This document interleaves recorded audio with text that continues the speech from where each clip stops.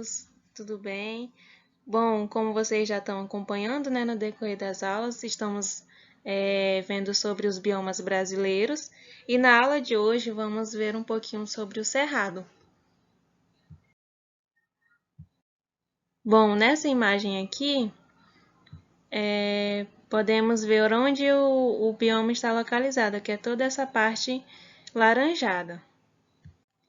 Então, pessoal, como a Camila acabou de mostrar para vocês aí no mapa, essa parte laranjada é o Cerrado, tá bom? Então, ele é um bioma localizado no nordeste do Paraguai, leste da Bolívia e em grande parte do Brasil central. No Brasil, a sua área compreende os estados de Goiás, Mato Grosso do Sul, Tocantins, Minas Gerais, Bahia, Maranhão, Piauí, Rondônia, Pará, São Paulo e Distrito Federal, tá bom? Bom, agora vamos ver algumas características desse bioma cerrado. Bom, o cerrado é a segunda área mais rica em biodiversidade no país, depois da Amazônia. Como a gente já estudou, né, o bioma da Amazônia, a gente viu que lá existem muitas espécies de plantas, de animais, e o cerrado também, inclusive é a segunda área mais rica em biodiversidade aqui no Brasil. Ele se caracteriza por ser uma região de savana, estendendo-se por cerca de 20 milhões de quilômetros quadrados. Então, ele compreende cerca de 22% do território brasileiro. Ele é bem extenso. E o que é uma região de savana? É um tipo de vegetação que é composta principalmente por capins, árvores baixas e arbustos esparsos. O que quer dizer? É que lá não vai ter árvores tão unidas que nem a gente vê numa floresta amazônica, por exemplo. Vai ter uma árvore aqui, outra árvore ali, e os arbustos também são. Isso que quer dizer espaços. Existe um certo espaço entre as árvores, elas não vão se desenvolver unidas. E nesse bioma tem muitas espécies endêmicas, ou seja, espécies que só conseguem se desenvolver nesse bioma. A gente só vai encontrar um tipo de animal lá. Bom, gente, e a savana, a gente encontra esse tipo de vegetação, que é a savana, no mundo inteiro. Tem a savana da África, e o cerrado é a savana daqui do Brasil, a savana brasileira.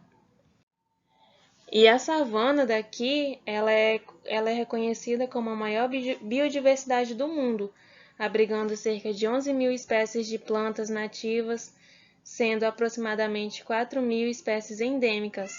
Em razão de sua extensão, o bioma cerrado não possui uma fitofisionomia. Deixa eu olhar. O que é fitofisionomia? É o aspecto da vegetação em uma região. Então, o cerrado ele não tem uma vegetação assim visualmente única.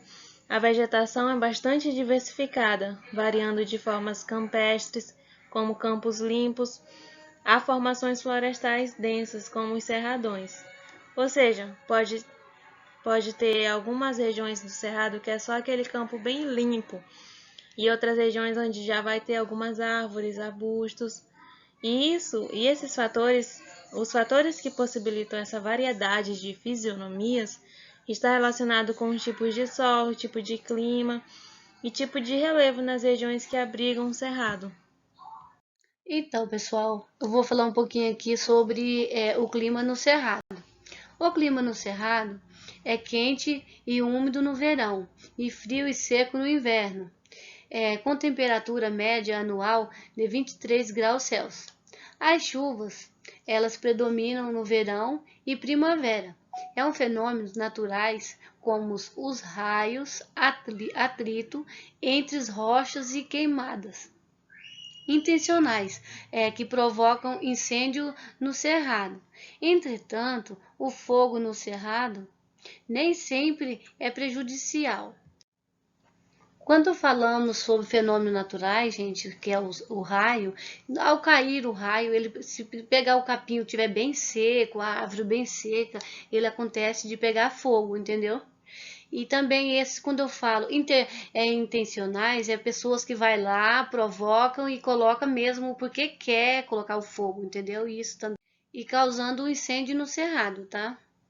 Como já falei para vocês agorinha, que o fogo lá no cerrado nem sempre é prejudicial. Por exemplo, se eu for lá e colocar um fogo e vou matar as plantas todas, não. Às vezes nem é sempre assim, tá? Conforme a intensidade e a duração do fogo, as árvores permanecem vivas, graças a adaptações ao bioma. Por exemplo, essas plantas que têm as raízes profundas e os caules subterrâneos, e também tem a presença de uma cutícula espessa no caule, e também como que ela age como um isolamento térmico, e também elas têm as cutículas impermeáveis nas folhas e que protege contra a perda de água. Algumas espécies dependem do fogo para a sua reprodução. Então, pessoal, como vocês podem ver nessa imagem aí, é o aspecto da vegetação. Elas são típicas do cerrado, que são essas gramas, né? O arbusto e árvores baixas, com o tronco retorcido. E tipo assim, essas plantas aí, como vocês acabou de ver, isso não existe na mata amazônica, somente no cerrado, tá, gente? Bom, gente, como eu tinha explicado anteriormente, o cerrado é o segundo bioma mais ameaçado aqui no Brasil, e os incêndios criminosos são as principais ameaças a esse bioma. Até os anos 70, o solo do cerrado era considerado improdutivo, mas com a evolução da tecnologia, a região tornou-se responsável por cerca de 40% da produção de soja no Brasil e mais de 70% da produção de carne bovina. Então, é, eles desmatam boa parte do cerrado para fazer essa plantação de soja, graças à tecnologia, né? Mesmo sendo num solo não tão fértil, mas eles conseguem fazer toda essa plantação e a formação de pastos para os bois, para ter a carne bovina. E a pressão do crescimento populacional das cidades, principalmente em Minas Gerais e na região centro-oeste, tem colocado o cerrado entre os biomas mais ameaçados do mundo. E ele está ameaçado justamente por isso, pela agricultura, essa produção de soja e a criação de pastos. Vou falar um pouquinho para vocês sobre a fauna do cerrado, tá, pessoal? Entre os animais que ocorrem no cerrado estão o tamanduá-bandeira, que é esse maravilhoso bicho com esse rabão grande, muito bonito. O tatu canastra, que ele é bem grande. E o sagui. O rato. E o rato do mato, né? Claro. E a anta, muito linda. Olha para vocês verem como que elas, né? Como é bom preservar, né, gente? O lobo-guará. E o cachorro vinagre. Olha aí pra você ver esse cachorro, não é lindo? Então, vamos. Continuando sobre a fauna do cerrado, mais de um terço das aves brasileiras vive no cerrado. Então, lá tem uma boa diversidade de tipos de aves. E aí trouxemos alguns exemplos para vocês. E entre elas, as aves que vivem lá no cerrado, temos a siriema, que é essa ave que está com uma cobra no bico. A gralha, é linda essa ave, hein? A asa branca, o papagaio, eu acho tão bonitas essas aves. A araraúna, a ema, que é a maior ave das Américas, o gavião carcará e o urubu-rei. Lindo esse tipo de urubu. Desmatamento, gente. Vamos falar um pouquinho sobre ele, tá? O desmatamento. O manejo inadequado do solo e o uso sem controle de defensivos agrícolas, contaminando o solo e a água. O desmatamento excessivo e o incêndio sem controle têm levado ao esgotamento e a erosão no solo. O que é erosão no solo, gente. E o que é o manejo inadequado? É quando você vai lá, desmata, bota fogo, vai lá para plantar soja, o milho, arroz, feijão. E nesse momento, vocês vão lá jogar o que? Um venenozinho para matar as lagartas que tá lá na soja, no milho, ou mesmo o veneno para matar o mato que está lá nascendo no meio da soja, do milho. Isso aí é um manejo inadequado, não pode, tá? Que vai prejudicar o solo, deixar o solo pobre. Ao você colocar fogo também, acontece o quê? O solo ele fica pobre, ele vai ficar arenoso.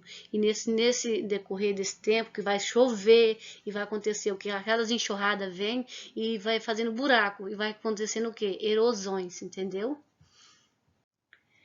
E também, gente, quando a área são desmatada para viabilizar atividades como a agropecuária, além de degradar a natureza, propicia também o assoreamento. O que é assoreamento, gente? Ao colocar fogo no solo, que vai matar o mato, né?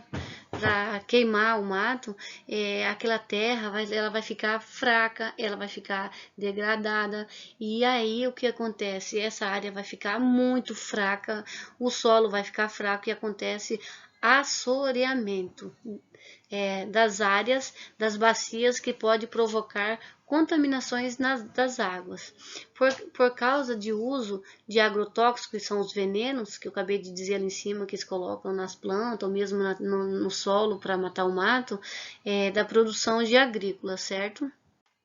E, gente, quando eu falo para vocês que tem que preservar, cuidar, fazer o manejo adequado, não inadequado, adequado. É quando eu digo para vocês que não devemos desmatar, não colocamos fogo para acontecer o que aconteceu com o solo, deixar o solo pobre.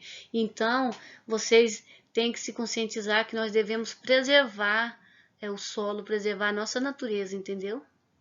E nesse caso acontece o que? Nós temos que preservar o nosso cerrado, certo? Que é um bioma, gente, muito importante. Como vocês viram, aqueles animais ali, eles dependem desse lugar, então eles são nativos dali, eles vivem ali, então eles dependem do nosso manejo adequado.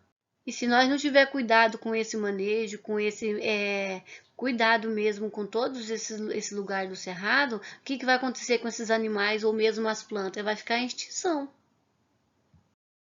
Bom, a aula de hoje foi sobre o cerrado. Obrigada pela atenção de vocês e na próxima aula veremos sobre a caatinga, outro bioma brasileiro.